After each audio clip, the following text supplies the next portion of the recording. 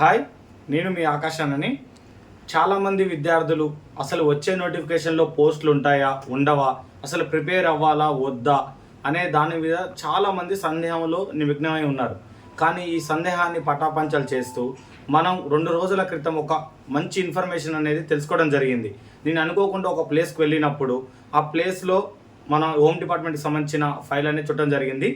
దాంట్లో ఎన్ని పోస్టులు ఉన్నాయి, ఎస్ఐలు ఎన్ని ఉన్నాయి, కానిస్టేబుల్ ఎన్ని వచ్చే అవకాశం ఉంది అనే విషయాన్ని ఇప్పుడు మనం తెలియజేస్తున్నాం మీ అందరికీ. మీరందరూ నిరుత్సాహపడకండి. ఎస్ఐ పోస్టులు అనేవి 850+ పోస్టులు వచ్చే అవకాశం ఉంది. ఈ నుంచి 900 వరకు ఎస్ఐ పోస్టులను మనం ఎక్స్పెక్ట్ చేయొచ్చు. ఇది అత్యంత జంబో నోటిఫికేషన్. చాలామంది ఎస్ఐ పోస్టులు లాస్ట్ టైం తక్కువ రావడం వల్ల కట్ ఆఫ్ అనేది ఎక్కువ పెరిగింది. ఈసారి కట్ ఆఫ్ చాలా తక్కువగా ఉండే అవకాశం ఉంది. ఎస్ఐ పోస్టులు భారీ ఎత్తున రాబోతున్నాయి. అలాగే కానిస్టేబుల్ పోస్టులు కూడా దాదాపు 12,000 పోస్టుల ప్లస్ రాబోతున్నాయి అన్నమాట. ఈ ఏజ్ చూసుకుంటేనేమో ఏజ్ 34 ఉండే అవకాశం ఉంది. లాస్ట్ టైం 32 ఉంది.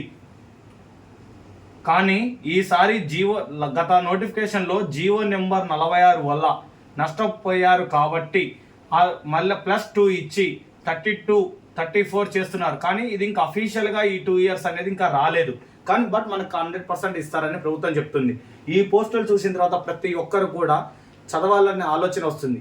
ఎవరు ఇన్ని రోజులు 5,000 పోస్టులు 6,000 పోస్టులు మాత్రమే వస్తాయని చెప్పారు. కానీ మనం అసలు అనుకోకుండా మనకు తెలియకుండానే ఇన్ని పోస్టులు అనేది గవర్నమెంట్ ఫైల్ అనేది ఆర్థిక శాఖ ఆమోదం కోసం వెళ్ళిందనమాట. ప్రతి ఒక్కరు ఇప్పటి నుంచి తమ టైంని వేస్ట్ చేసుకోకండి. ఇందులో నేను ఎన్ని పోస్టులు, ఏ కేటగిరీకి ఎన్ని పోస్టులు ఉన్నాయో కూడా నాకు తెలుసు. నేను ఆ విషయాన్ని ఇప్పుడు ఎందుకు చెప్పడం లేదంటే బయటకు తెలిసే ఇంటెలిజెన్స్ నుంచి ఆ పోస్టులు ఎలా వచ్చాయి అనేది బయట అడుగుతారు. కాబట్టి నేను ఆ విషయాన్ని మీ అందరికీ చెప్పదలుచుకోలేదన్నమాట.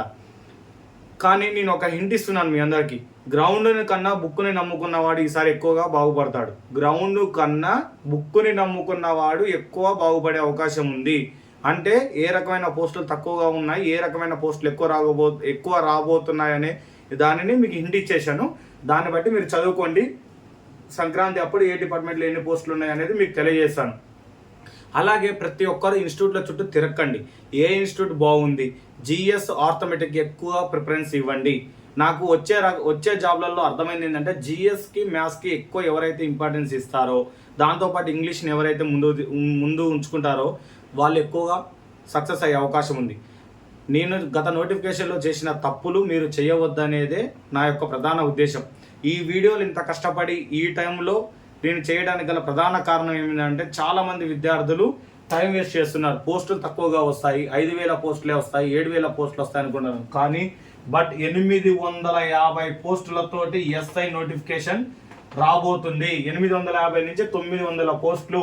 అలాగే కానిస్టేబుల్ 12,000 పోస్టులు ఉంది. నాకు ఈ 12,000 పోస్టులు కూడా కాదు, 15,000 పోస్టులు రావాలని. కానీ డిసెంబర్ వరకు ఎంతైతే మీకు ఖాళీలు ఉన్నాయో దాన్ని పరిగణలోకి తీసుకున్నారు. ఫిబ్రవరిలో మళ్ళీ ఒకసారి మనం కలిసినప్పుడు 15,000 పోస్టులు రావాలని చెప్పాము. అలాగే ఏజ్ 34 + 32 జీవో నెంబర్ 46 వల్ల నష్టపోయిన విద్యార్థులు గత నోటిఫికేషన్లో 30 సంవత్సరాలు ఇచ్చారు. కానీ 32 సంవత్సరాలు ఇచ్చేసరికి అందరూ ఎలిజిబుల్ అయ్యారు. కానీ 2022 నుంచి 2024 వరకు ఆ నోటిఫికేషన్లో నష్టపోయిన వాళ్ళకి మళ్ళీ 2 ఇయర్స్ అని అడిగాము. వాళ్ళు తప్పకుండా ఇస్తామని చెప్పారు. 34 ఇయర్స్ ఉంటుంది. 34 ఇయర్స్ ఉన్న ప్రతి ఒక్కరు కూడా జాబ్స్కి ప్రిపేర్ అవ్వండి. గ్రౌండ్ కన్నా బుక్స్ని నమ్ముకున్న వాడు ఈసారి సక్సెస్ అవుతాడు. ఇందులో ఎక్కువ బుక్స్కి సంబంధించిన పోస్టులే రాబోతున్నాయి. ఇలాంటి నోటిఫికేషన్ రాదు. ఎందుకంటే మనం నష్టపోయాం కాబట్టి ఈసారి ప్రభుత్వం ఇంత పెద్ద నోటిఫికేషన్ వేయడానికి, మనలో ఉన్న కోపాన్ని తగ్గించడానికి గవర్నమెంట్ ప్రయత్నిస్తుంది. ఇది నేను కళ్ళతో చూసిన పోస్టులు.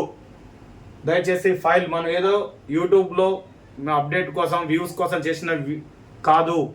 దయచేసి ప్రతి ఒక్కరూ ఫాలో అవ్వండి, చదవండి. అలాగే మన ఛానల్ని ప్రతి ఒక్కరు సబ్స్క్రైబ్ చేసుకోండి. ఈ ఛానల్ ఉంటేనే మన గొంతుక ప్రభుత్వానికి గట్టిగా వినపడుతుంది.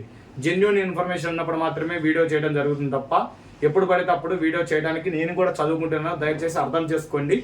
ఈ వీడియో ద్వారా అయినా ప్రతి ఒక్కరూ చదువుకుంటారనే ఉద్దేశంతో నేను తెలియజేస్తున్నాను. అందరికీ ఆల్ ది బెస్ట్. మంచిగా చదవండి, చదివి విజయాన్ని సాధించండి.